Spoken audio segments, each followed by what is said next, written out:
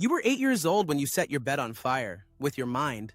Congratulations, you're a psyker. In Warhammer 40K, that's like winning the lottery. If the prize was a giant black spaceship coming to kidnap you forever. But you got lucky, sort of. See, instead of being fed to a giant golden skeleton, you get to become the galaxy's most secret super soldier. A Grey Knight. A silver-plated, demon-punching, magic space marine. And absolutely nobody will ever know you exist. This is your life. From dumb psychic kid to a legend nobody remembers. So what exactly is a Grey Knight? Time to rewind 10,000 years. It's the Heresy, humanity's biggest civil war. Half the super soldiers just betrayed their dad. That dad is the emperor of mankind. Golden, immortal, and currently having the worst year of his life. And with the war came demons. Evil magic monsters from the warp. The hell dimension right next door. Regular space marines can fight demons. Problem is, demons fight back. With words. They whisper straight into your brain. Hey buddy, want infinite power? Sign here, please. And some marines signed. So the emperor and his ancient wizard bestie, Malkador, came up with a plan. What if we built marines that literally cannot be corrupted? Ever? Malkador searched the entire galaxy and handpicked 8 perfect warriors. Loyal, powerful, psychic, and completely immune to Hell's sales pitch. These 8 became the founders of a brand new secret chapter. Chapter number 666. Yes, really, on purpose. The Emperor looked at the spookiest number in existence and said, "Mine now." Their home base? Titan, an actual moon of Saturn. And to keep it secret, Malkador did the most metal thing in recorded history. He shoved the entire moon into the warp to hide it, like a cosmic sock drawer. Titan chilled in hell for centuries, and time runs weird in there. When it popped back into reality, 8 dudes had become a full chapter of 1,000 trained demon hunters. The Inquisition quietly added them to the official books and gave them exactly one job: hunt demons, only demons, forever, as the secret hammer of the Ordo Malleus. And 10,000 years later, that hammer needs fresh recruits. Enter you. Back to you, age 8. Your bed is charcoal, your village is doing the whole torches and pitchforks thing. Honestly, fair. Being a psyker means your brain is a door, and hell is on the other side. Untrained psychers get possessed. A lot. It's not an if, it's a when. So the Imperium sends the black ships, giant flying prisons that collect psychic kids like taxes. Your mom cries, your neighbors applaud. You get a complimentary set of chains. On board, everyone gets tested, and the results decide your entire future. Too dangerous? Instant execution. Congrats on the short ride. Weak but stable? You might get lobotomized into a servitor, which is a human Roomba. Average? You get fed to the Astronomicon, the Emperor's magic lighthouse. It's the psychic GPS for every spaceship in the Imperium. Powered by consuming 1,000 psychers a day. Not eaten like food. Eaten like batteries, which is somehow worse. But your test results make the examiners go very, very quiet. Powerful, stable, stubborn as a brick, and a soul that's weirdly squeaky clean. Someone makes a very, very encrypted phone call. Days later, silver giants walk onto the ship, and nobody dares to look them in the eye. They don't say who they are, they don't say where you're going, they just point at you. Officially, you now stop existing. Records deleted. Your family will never know what happened. Fun fact, out of 1 million psychic kids, maybe 1 is good enough for this. You just won the galaxy's worst lottery twice in 1 week. Next stop, a moon that officially isn't inhabited. Titan, frozen moon of Saturn. Home to a black basalt fortress the size of a small country. Every official record says this moon is empty rock. The records are lying. Inside, the most secure, most haunted, most gothic building in the galaxy. Bells that never stop ringing. Halls full of banners from battles nobody is allowed to remember. And a library of pure evil. The Librarium Demonica. Every demon's name and weakness written down. Reading one page wrong can melt your brain. It's the forbidden section, except it's the whole library. Your march before the Grandmasters? 8 silver giants on stone thrones. They don't ask questions. They just read your mind, like a magazine. Every memory, every fear. One of them nods. Once, that's your acceptance letter. Then they tell you about the entrance exam. It's called the 66 Rituals of Detestation. 666 separate trials. That's the onboarding process. For comparison, a normal Space Marine chapter does a few tests and some surgery. You do 666. Fail even one? Death, or worse, you become a mind-wiped servant, mopping these floors forever. See that janitor watching you eat breakfast? Failed trial 412. No pressure. Trial 1, sit in a dark room. Sounds easy? The room whispers. The warp leaks into these chambers on purpose. Demons offer you deals, every day, for years. Want to go home? No. Want your mom back? No. Want a snack? No. Kids around you break, some scream, some just stop being home. You just get angry instead. Turns out hatred of demons is a job qualification here. The trials test everything. Pain, fear, faith, willpower, and how long you can hate without a lunch break. Meanwhile, the surgeries begin. The standard Space Marine package, 19 extra organs, 2 hearts, acid spit, bone armor plates, the full action figure upgrade. But your gene seed, the magic organ that makes it all work, is extra special. Regular Marines get gene seed from their Primarch, a demigod son of the Emperor. Rumor says your gene seed comes from the Emperor himself. That's right. You're getting demigod juice straight from the source. And that's why demons can't corrupt you. Your soul comes factory sealed. In 10,000 years, not one Grey Knight has ever fallen to chaos. Not one. Ever. Every other chapter has that one embarrassing cousin. You don't. Perfect record. Next up, silver wards implanted under your skin. Your whole body becomes an anti-demon sticker. Then comes psychic training. Time to weaponize your cursed brain. Lightning from your hands, shields made of willpower, fire made of literal hatred. And then comes the worst trial of all. They erase your memories, your mom's face, your village, your real name. Gone. Not out of cruelty, out of mercy. Demons weaponize your own memories against you. Can't miss a family you don't remember having. Big brain move, horrifying, but big brain. You receive a new name. And here's the genuinely coolest part. Every Grey Knight's name is a fragment of anti-demon magic, a counterspell. Your name is a weapon. It's designed to hurt one specific demon somewhere out there, which means somewhere in hell there's a monster that is allergic to you. Personally, years pass, trial 666 ends. You kneel as a boy, and you rise as a Grey Knight, one of 1,000. The Emperor's final answer to hell. Now let's talk about your gear, because oh boy, Aegis armor, silver gray, covered in carved prayers, purity seals, and pure spite. Every prayer on it is real, every seal works. This armor is a walking anti-demon firewall. Demons near you feel pain just from your presence. You are a walking allergy. The armor also does something called the shrouding. Enemies literally struggle to notice you. A 2.5 meter tall silver giant. With stealth, sure, why not? Your main weapon, a Nemesis Force Sword. A psychic conductor shaped like a blade. You channel your soul into it. To a daemon, getting cut by this thing feels like being deleted. On your wrist, a storm bolter. 2 machine guns glued together, firing rocket-propelled grenades. Because sometimes the answer to hell is just more bullets. Some brothers carry hammers, some carry halberds. Some carry 2 swords. Because style matters. But your real weapon is your brain. You can fry a demon with lightning, crush it with your mind, or banish it with a single word. And when the whole squad chants together, you can unsummon an entire army. You also know things nobody should know. You studied in the Librarium Demonica.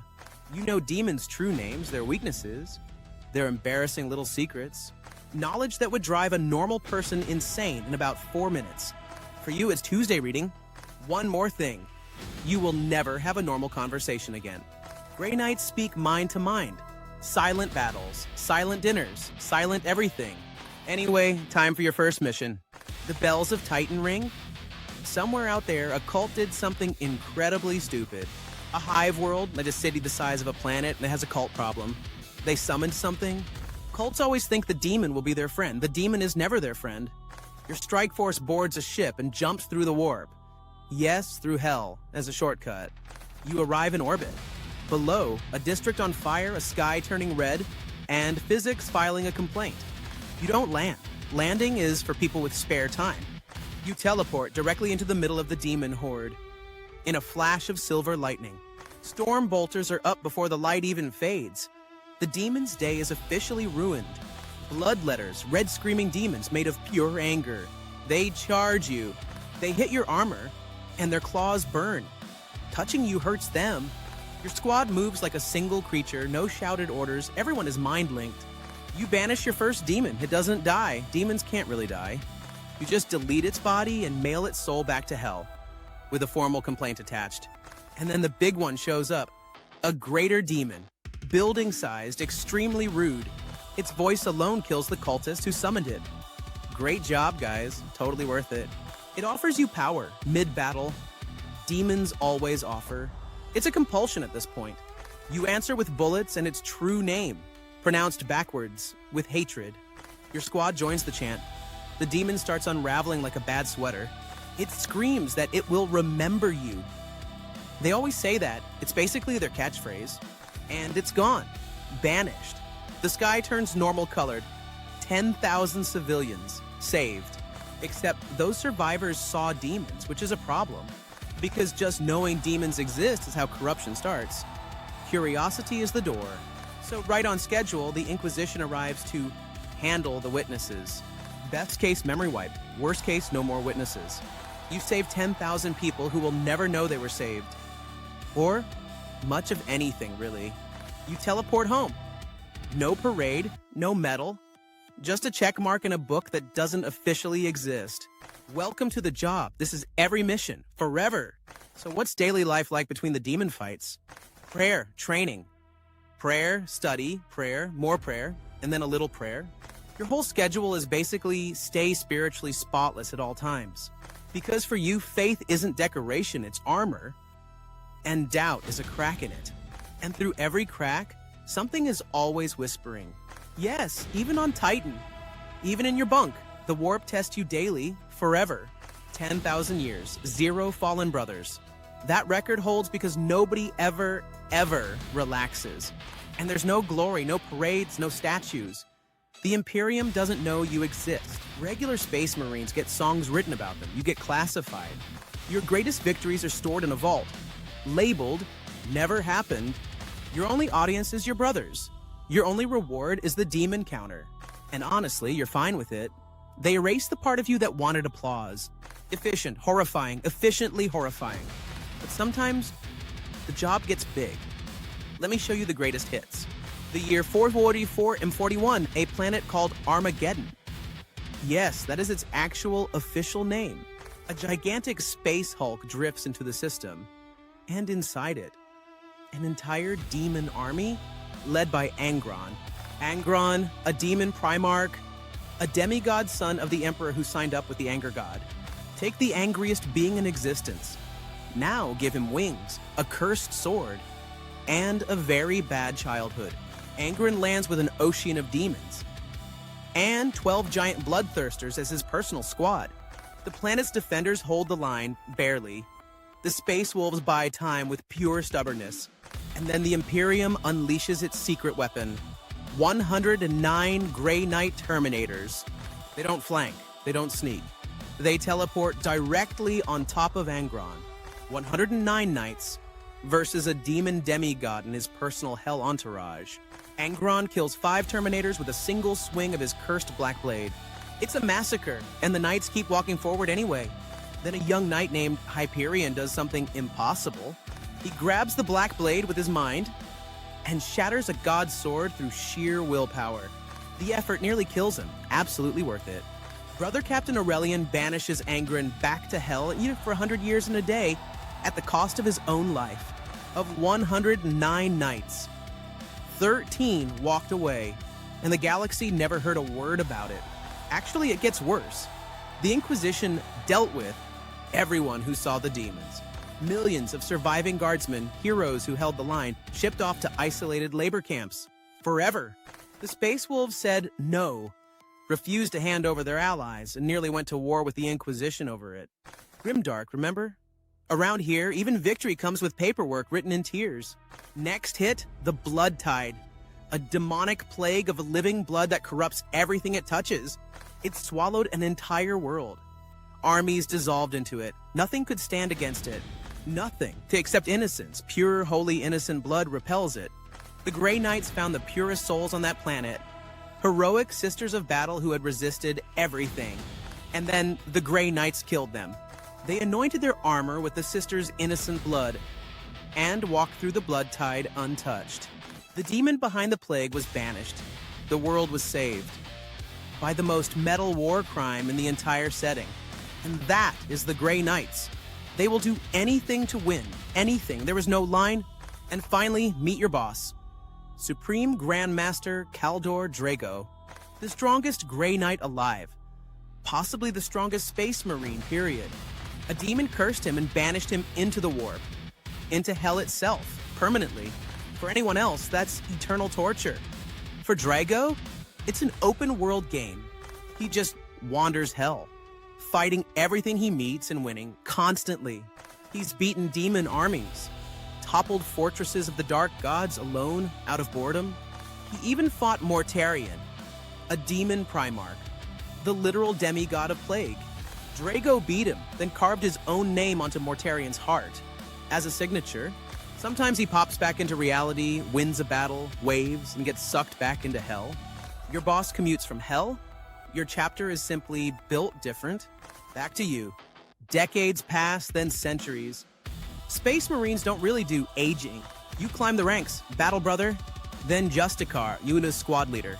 Maybe even Paladin, the elite of the elite. Bodyguards of the Grandmasters themselves. You've banished hundreds of demons. Some of them now scream when they hear your name. You have near-death experiences on a monthly basis.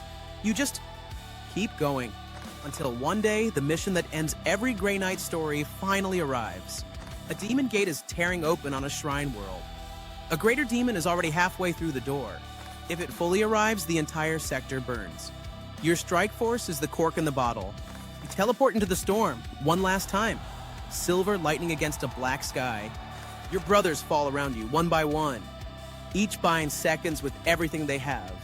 You reach the gate. The demon is enormous, ancient, and it knows you. Remember your name? The anti-demon counterspell they gave you as a kid? Surprise! This is the demon your name was made for. Your entire life was a loaded gun, aimed at this exact moment. The demon offers you everything: life, freedom, even your erased memories back. You smile inside your helmet, and you speak your own name. The gate collapses. The demon unravels, screaming, dragged back into hell for 1,000 years. Your brothers find you at the shattered gate. You held the line. The sector lives. But wounds from a greater demon don't heal, and you know it. This is it. They carry you home. To Titan, to the dead fields where every Grey Knight finally rests. They write the 666 words of sanctity on your body. Your gene seed goes on to the next kid. Your name is carved into the fortress halls, next to 10,000 years of silent heroes. No one in the Imperium will ever know you existed. No songs, no statues, nothing. And yet every single human alive today or just is alive because of soldiers exactly like you. So, was it worth it? Kidnapped, mind-wiped, worked for centuries and forgotten? Ask the 10,000 people you saved on your first mission. Oh, wait, you can't. Memory wipe. In the grim darkness of the far future, heroism doesn't come with credit. It comes with a silver suit, a magic sword, and a perfect record. 0 traitors in 10,000 years. Meanwhile, some other chapters had one bad day and gave the galaxy 10,000 years of problems. Which ones? Oh, you know, the families whose dads are literally in this video. Getting banished, getting autographed. Want that story? The full how half the family joined Hell saga? Say the word. Subscribe. The Grey Knights will never know you did it, but I will